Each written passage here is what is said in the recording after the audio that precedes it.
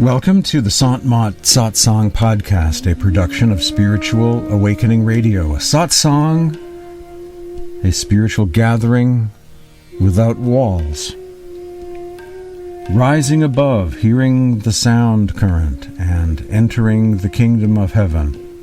My focus today. The sound of God's voice said, "Let there be," and all became. In the beginning was the Word, in the beginning was the Logos, in the beginning was the Tao, the Shabda, the Nada, the Sati Sarmad. It says in the apocryphal Acts of John, what else is Christ but the sound of God? The divine Logos is the helmsman and governor of the universe. The everlasting Logos of the eternal God is the very sure and staunch prop of the whole.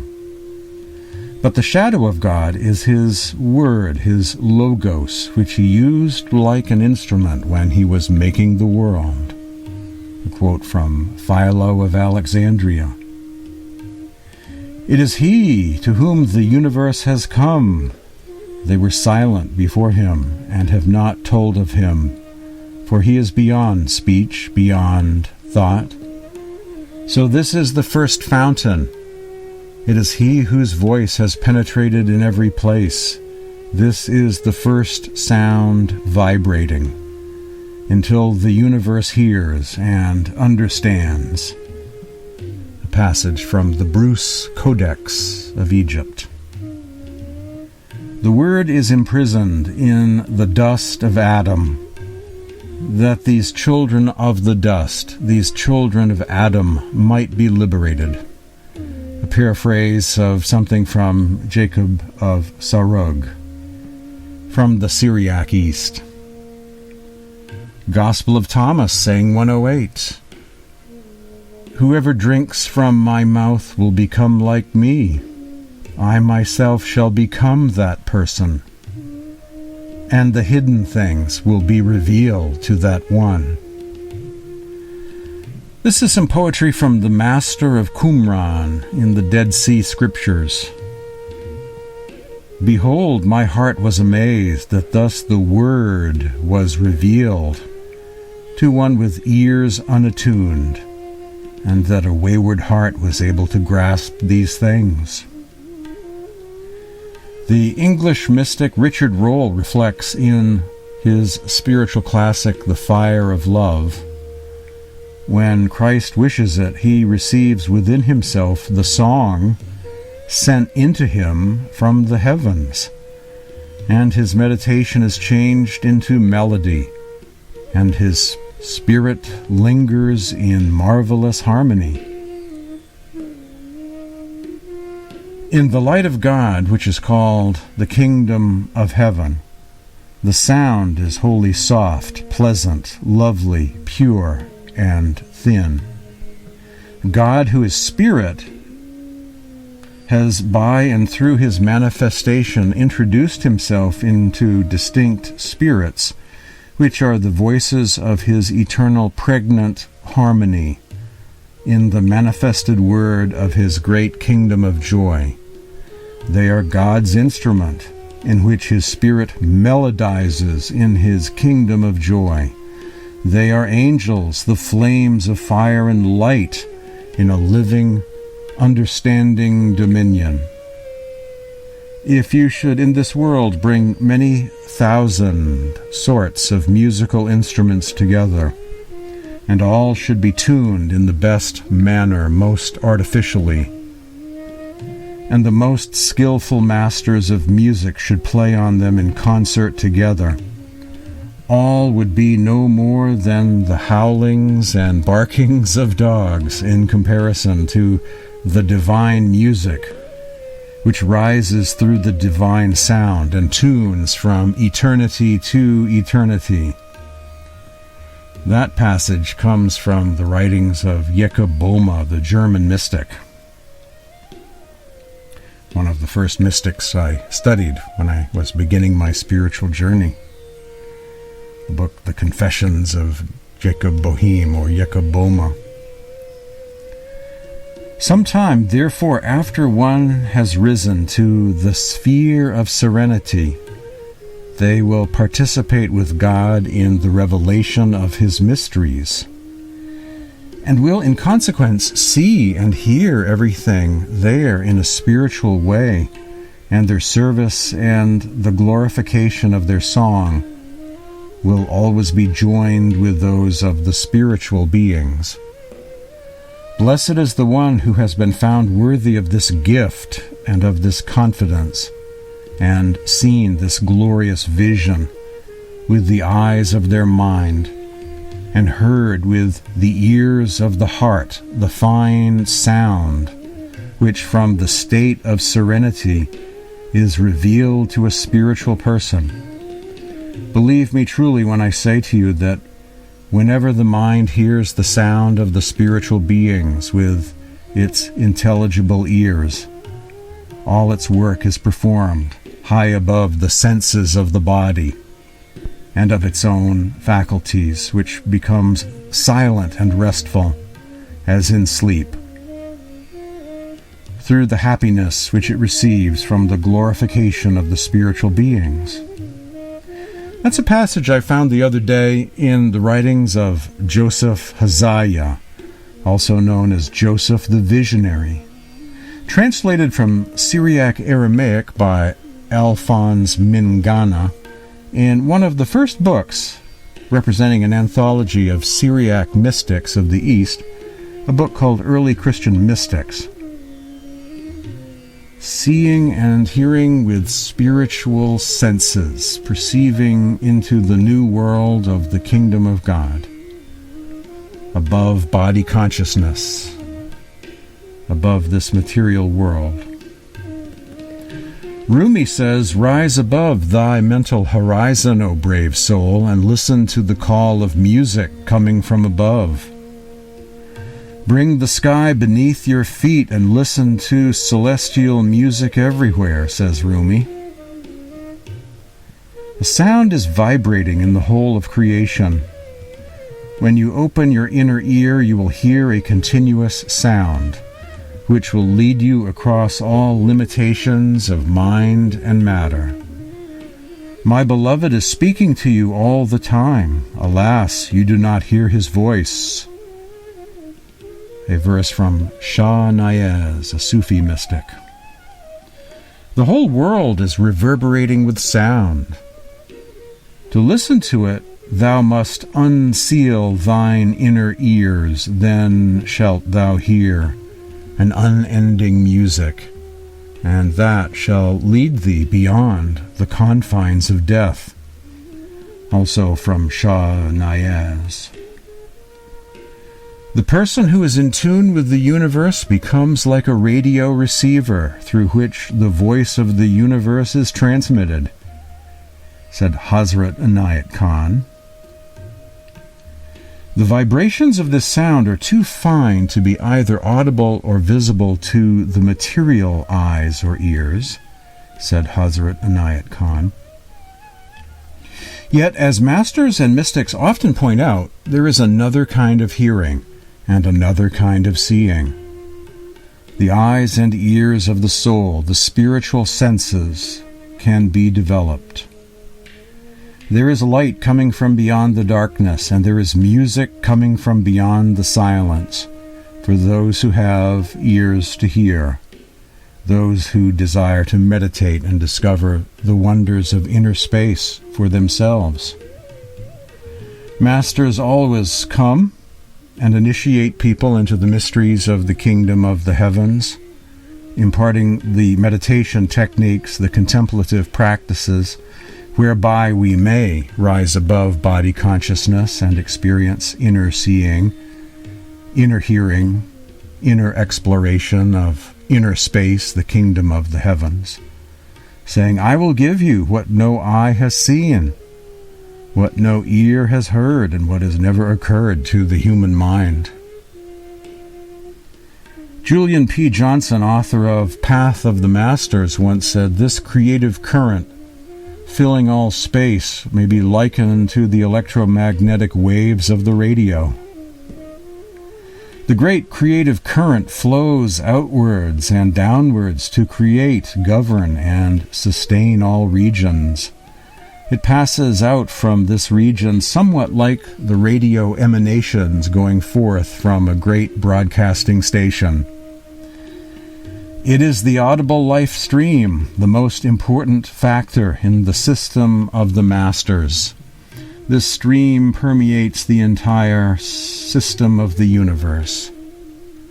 A thing of great importance to us is that the music of this ever-flowing current, the stream of life, can be heard by a real master, and also by his students who have advanced even a little on the path. Julian P. Johnson, Path of the Masters. Here described not as the name of a sect, but an inner path of the soul to the Supreme Being, a path invented by God within that we may take as souls, ascending back to our true spiritual home. It is a current from the ocean of consciousness and is characterized by sound vibration, or in other words, it is a live and active principle which, emanating from God, is enlivening all creation.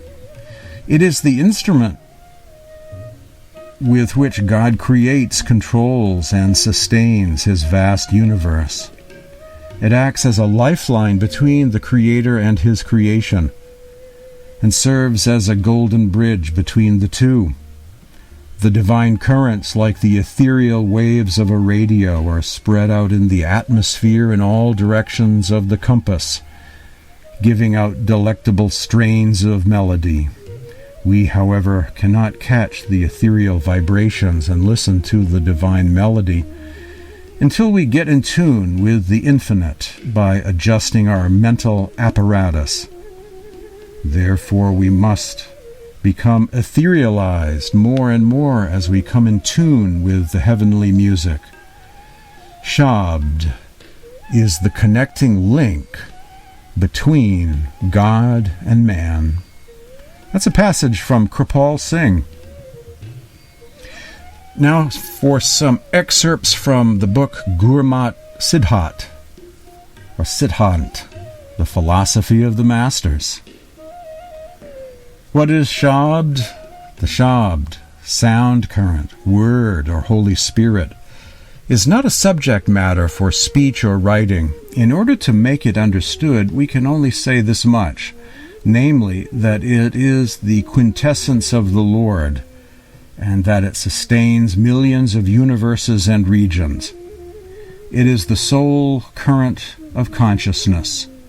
It is the celestial melody. It is the life current which originates from the Lord and pervades everything. The Lord creates and sustains the entire universe through this great current of power. It gives life to the whole of the creation and can take every living being back to his original home, or the Supreme Lord. The currents of the Lord pervade everywhere like radio waves. His divine music fills all space. Unless our radios are correctly tuned to it, we cannot hear this music. As we grow more and more subtle, we begin to hear clearly its melodies. Shabd is a string which connects everyone and everything with the Lord. The Shabd is the basis of all true religions, for religion means that which connects us with the Lord. All the forces of nature are sustained by the Shabd. The life force is also its manifestation, even though it is working in the regions of Maya or illusion. Like electricity, Shabd or Shabad, whether manifest or unmanifest, pervades everywhere. It is all-powerful, and it is the creator of all. How may we hear this sound? If our ears cease to hear the outer sounds and our eyes cease to see the outer sights, then we can hear the call of the Lord. When in this way our thoughts cease to wander out, we begin to hear the inner melodies and to relish the celestial joy. And then the secrets of the Lord begin to be revealed to us. Which is the place where the shabd is heard? There are 10 doors or senses, openings of the body. 9 are outer, and 1 is inner. So long as the soul wanders in the outer 9 doors, it is being robbed of its birthright. It is not able to see the precious inner treasure. There is, however, the 10th door, where the heavenly music is heard. Guru Ram Das says that one should turn the attention of the soul away from the 9 doors, and after controlling the senses and the wandering mind, should take the soul to the 10th door, from which a path leads upwards to the original home. The unstruck music is resounding there day and night, but this can only be heard by following Guru Mat, the teachings of the Masters, the Masters' directions. It says in the Sikh scriptures, "He who closes the 9 doors and stills his wandering mind enters through the 10th door, his original home." Hears day and night the unstruck music through the Guru's instructions. Unquote. The human body is the temple of the Lord. The shabd is inside it and can easily be realized. It is the birthright of all, whether one is rich or poor, literate or illiterate, belonging to one country or religion or another. All can realize the shabd by receiving initiation from a perfect master. After becoming a devotee, we can easily practice listening to the sound, and this practice quickly bears fruit. Selections from the book Gurmat Siddhant, The Philosophy of the Masters. Why is initiation considered very necessary for inner spiritual progress? This is an excerpt from a wonderful article by Don Howard, Evaluating a Spiritual Teacher. I've uploaded it to my website. If you'd like to receive a link to the full article, send me an email. I'll be happy to send this to you. It's all about evaluating gurus, spiritual teachers, the true, the false, how to tell the difference between one and the other. It's a wonderful article. Ask for the article by Don Howard by sending me an email at this address, james@spiritualawakeningradio.com. Don Howard, Evaluating a Spiritual Teacher. Spiritual seeking has the not-so-modest goal of revealing nothing less than the divine, the truth or ultimate reality. For far less modest goals than this, we would not dare attempt their achievement without a qualified teacher. Our universities and the degrees they confer bear witness to this fact. For example, we would never attempt to acquire the skills of a professional airline pilot with mere reading, nor would we dare take instructions from someone who himself has never flown. Common sense requires that we approach subjects such as aviation or any number of other technical subjects with the help of skillful teachers and tried and true curricula. Why then would we assume that the highest and arguably the most difficult of all goals could be achieved without a teacher or guide? To seek for the truth sounds simple, but once the search begins, the enormity of the task begins to emerge. A guide or teacher is not only desirable, but practically speaking, a necessity. The Persian mystic Rumi warns, "Seek a perfect master, for without the master this journey abounds with perils, lures, and pitfalls. Without the protecting hand of the master, you will be bewildered," says Rumi.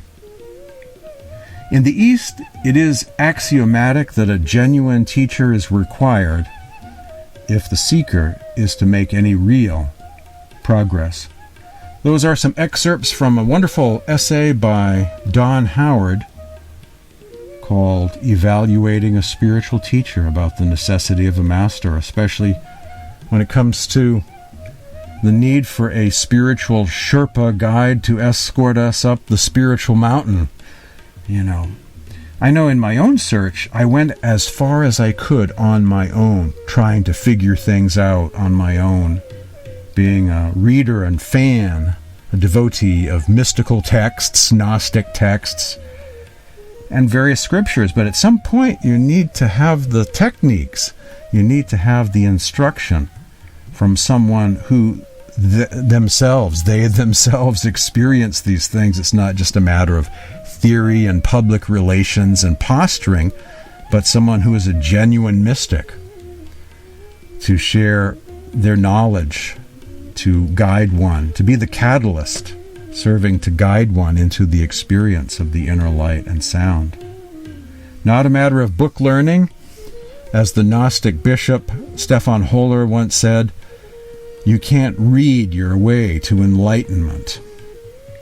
We need a living teacher to guide us into the very subtle practices of meditation, inner seeing, and inner hearing. And this is part of the universal mystic tradition. You'll find it east and west if you examine Sethians and Valentinian Gnostics, Syriac mystics, solitaries, Sufis, and Sants. Masters of the name, east and west. You'll find living teachers, and the communication from one generation to the next of spiritual techniques, meditation practices. And those are not to be found in old scriptures from long ago, not found in books, but is something imparted between master and student. When the student is ready, the teacher will appear. The following is from the book Morning Talks by Kripal Singh. What is man's most important task? It is to know oneself, to withdraw yourself from outside, from the outgoing faculties, by stilling the mind and concentrating at the seat of the soul in the body, which is at the back of the eyes, known as the third eye or single eye. This is where the soul resides at the time of death. It is there that you will have self-awareness, by rising above and forgetting the physical body. When you rise above body consciousness, you can know the controlling power within you. That is why all masters enjoined that we must know ourselves first. Self-knowledge precedes God-knowledge. When you become self-concentrated, the surat, or attention, will work wonders, whether it be directed, wherever it be directed. It is all a feat of the attention.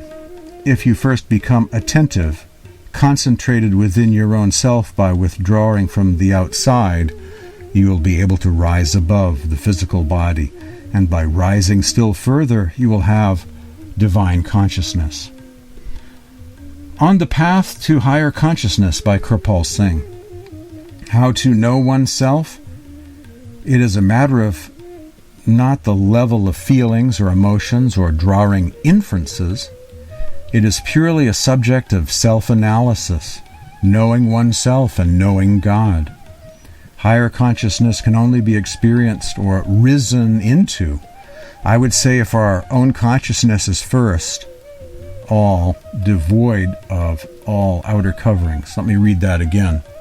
Higher consciousness can only be experienced or risen into, I would say, if our own consciousness is first all devoid of all outer coverings. So it is a matter of pure self-analysis, how to rise above body consciousness.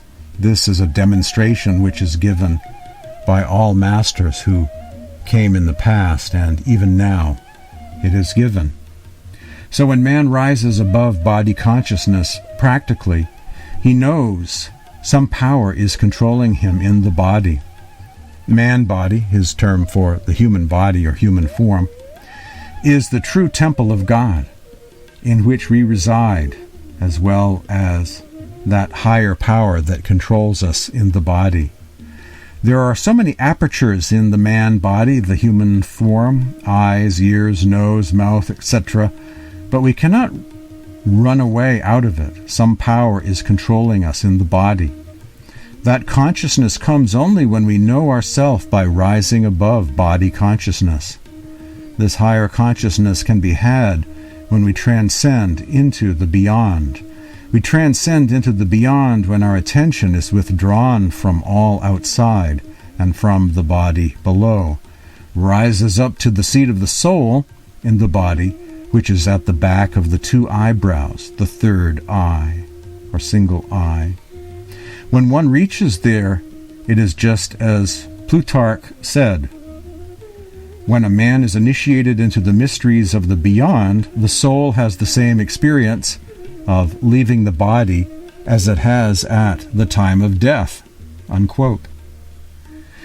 Kripal Singh, it is not a matter of visualization or feelings or drawing inferences. It is a matter of pure self-analysis, rising above body consciousness and to know one's self, to realize that this self is the one who is driving, who is enlivening the whole man body below, and who also enables us to know the world outside.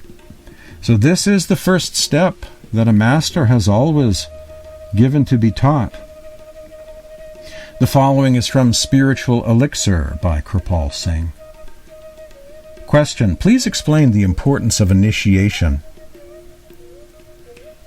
The reply: initiation by a perfect living master assures an escort in the unknown realms by one who himself is a frequent traveler to those regions. He knows the presiding deities or powers of these planes, conducts the spirit step by step, counsels at every turn and twist of the path, cautions against lurking dangers at each place, explaining in detail all that one desires to know.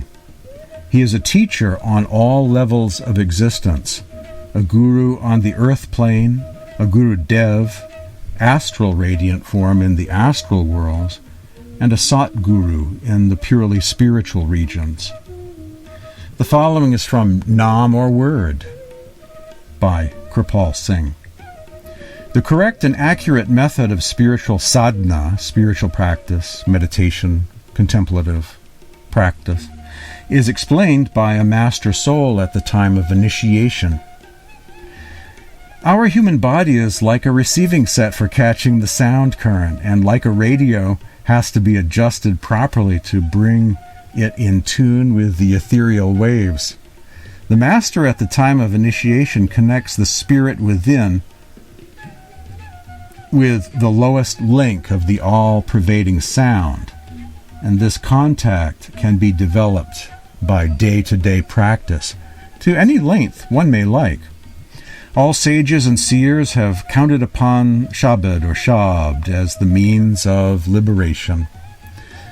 But one cannot take hold of the lifeline of the sound current without initiation into the esoteric teachings of the masters from a competent, living master soul, and practicing the process of soul withdrawal at the still point in the body between and behind the two eyebrows. This is moving from the circumference of life to the center of life, and from here, the soul, following the lead of the sound principle, proceeds to her native home, the mansion of God, the source and fountainhead of the divine melody itself.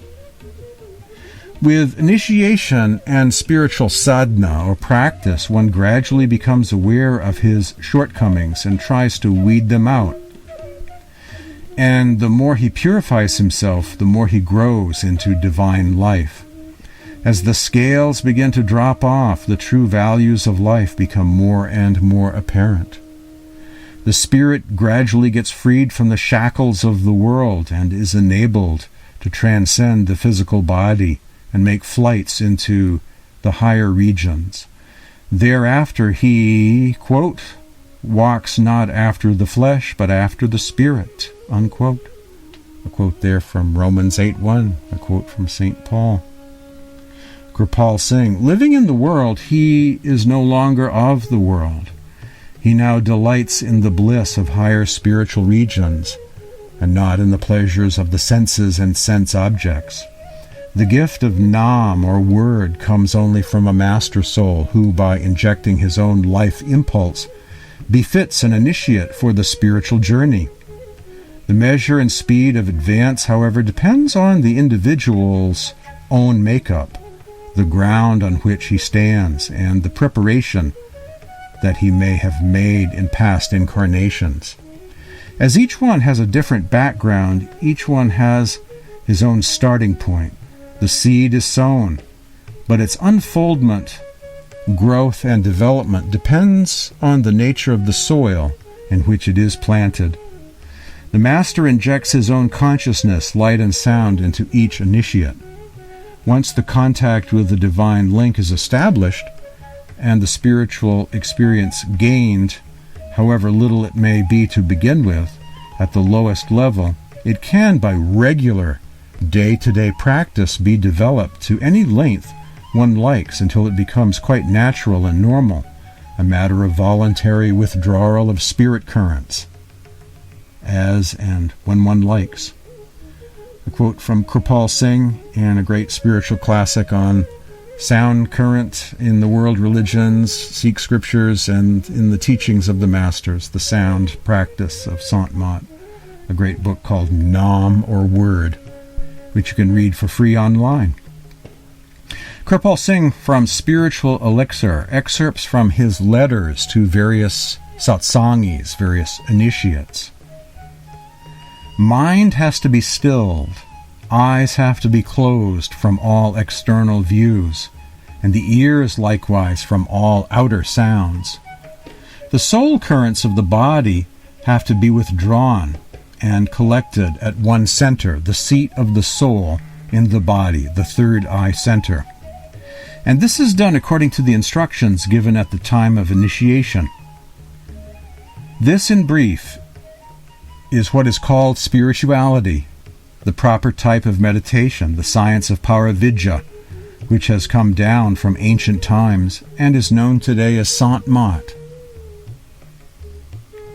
That's from Kripal Singh, Spiritual Elixir. I'll share more from Spiritual Elixir shortly, giving you a sense of what the meditation practice is like, what the initiation makes one able to do in terms of meditation practices. In Sant Mat meditation, there are three basic inner practices: Simran, or Mana's Jap, the mental repetition of sacred names of God. One can also verbally sing or chant these names, but only in brief, in private, briefly for a couple of minutes, something like that. For the most part, this is a mental mantra, a guru mantra to be practiced in the mind. 2. Dion, the yoga of inner light, seeing with the third eye. Kripal Singh said, "That which sees the dark veil within, without the help of your physical eyes, is the inner eye." That is such a helpful passage. You don't need to worry about finding your third eye in a physical, external, forehead sort of way. But from the vantage point of someone with eyes closed meditating, as Kripal Singh says, that which sees the dark veil within without the help of your physical eyes is the inner eye. The third practice, Bhajan, also known as Surat Shabad Yoga, the yoga of hearing the inner sound current, meditation upon the audible life stream, transcendental hearing the sound of silence. Kripal Singh in Spiritual Elixir, excerpts from his letters to various initiates, satsangis, disciples, devotees, those who have been put on the way, those who have been put on to the path. The repetition of the charged names is given to the disciple as a weapon against all dangers.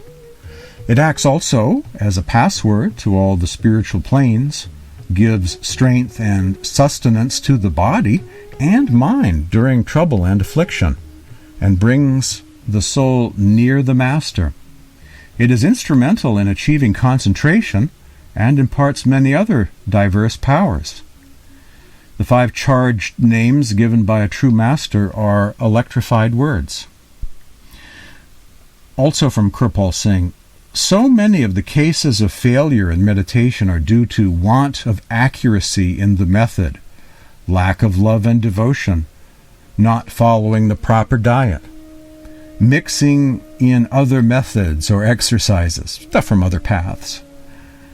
Kripal Singh, all of the lapses come from the disciple. This is the way of being born anew and to enter the kingdom of God. Learn to die so that you may begin to live. This is what Christ taught, as well as all other masters did. You are fortunate to be put on the way to God. If you are inclined to follow this way sincerely with full confidence in the Master, by the grace of the Master power overhead will extend to you all feasible help. Kripal Singh on inner seeing. The light within should be penetrated while fixing your gaze intently in its center, when it will grow stronger and burst to give you further way up. Similarly, the sound current, as coming from the right side, should be listened to with rapt attention. The scattering of mind will be subdued if you will please learn to devote single-minded attention for looking and listening within. The light and sound are so efficacious that if absorbingly attended to, the mind will be stilled. You may say some prayer before your meditation, creating an aura which would serve as hemming all around you, and you will feel the presence of the Master to your great joy. Please remember that the mind itself is inert and takes life from spirit, which, when attuned to the inner manifestations, becomes calm. Please remember that mind itself is inert and takes life from spirit, which, when attuned to the inner manifestations, becomes calm, says Kripal Singh. The precious moments of earth life spent in spiritual practices count credibly towards one's eventual emancipation from the wheel.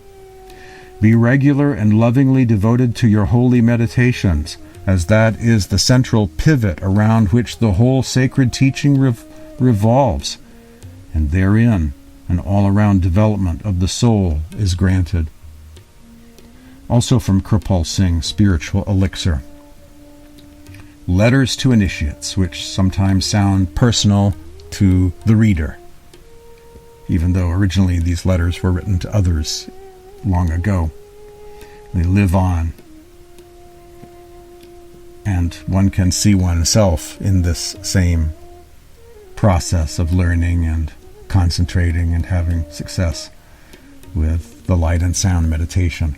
Kripal Singh, I am glad that you are blessed with stabilized meditations and that you see within celestial lights and hear melodious bell sounds.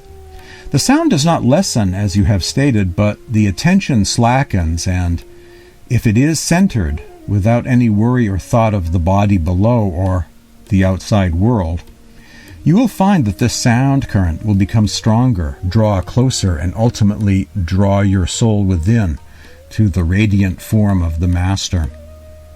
The scattering of mind may be overcome by one-pointed attention and absorption in the holy sound.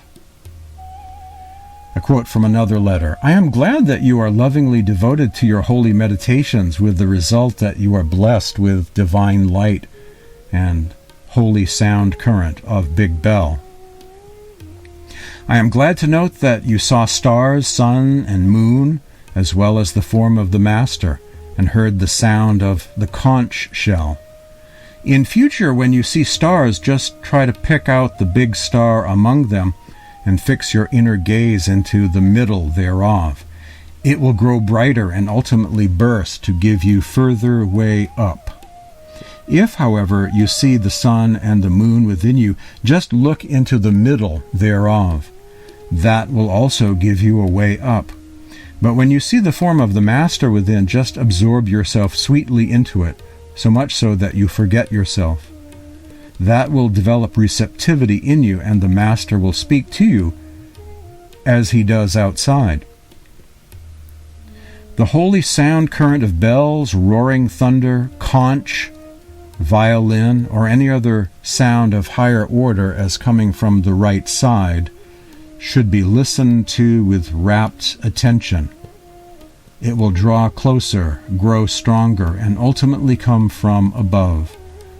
Another selection from Spiritual Elixir, excerpts from Letters to Initiates, Kripal Singh's letters to satsangis. This is a free book that's available online, as is Nam or Word and the other Kripal Singh books I've quoted today.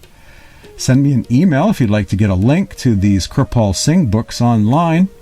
My email address is james@spiritualawakeningradio.com. The following is from a Satsang Discourse by Baba Ram Singh Ji.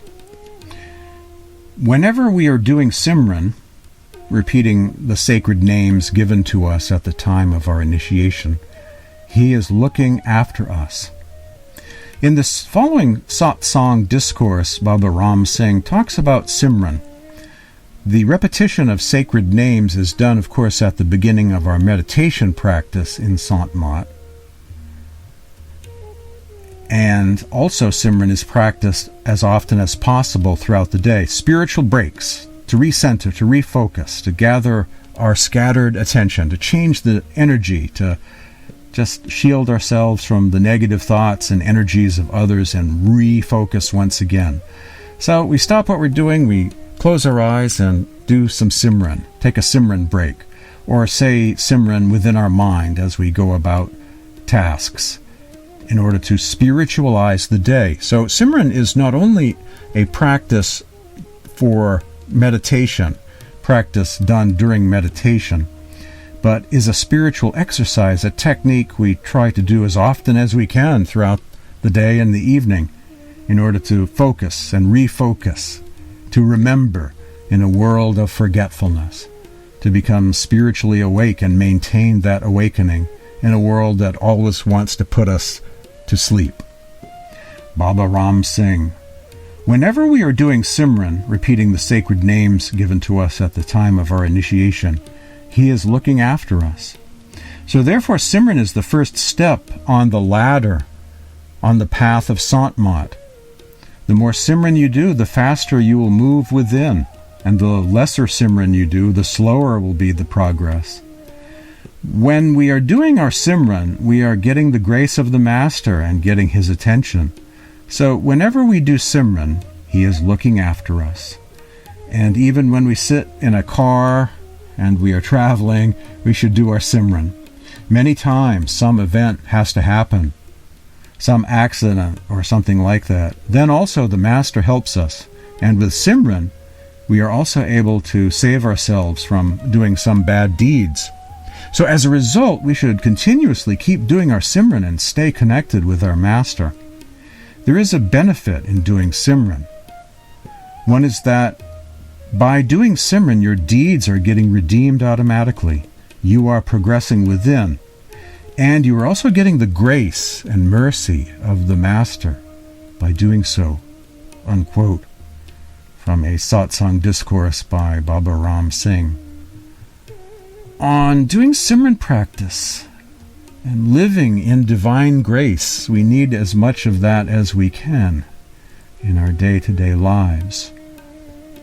Bending time and space with divine grace. By having a spiritual dimension that we inhabit.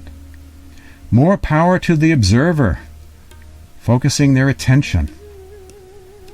Travel within is through the means of attention. The more we focus our attention on a light or on a sound or in Simran practice, the more success we have. It's all about attention, the attention faculty of the soul, surat, focusing its attention on the Shabad, the positive power, the divine light, love, and sound, and becoming yoked to it, which is the meaning of the word yoga.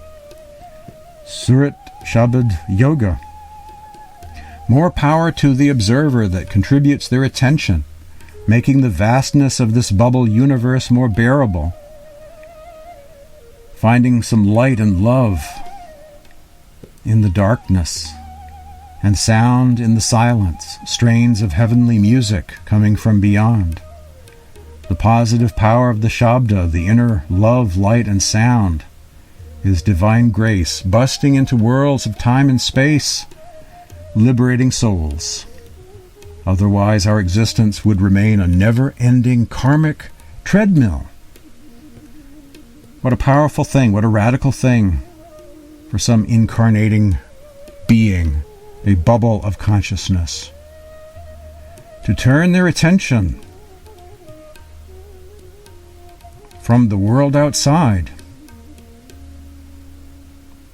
to the world of within.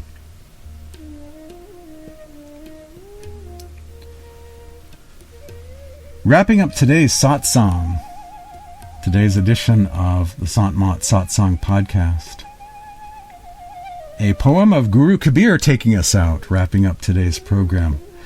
As Kabir says, "It is the mercy of my true teacher, the Sat Guru, that has made me to know the unknown. I have learned from him how to walk without feet, to see without eyes, to hear without ears, to drink without mouth, to fly without wings." Thanks for joining me today.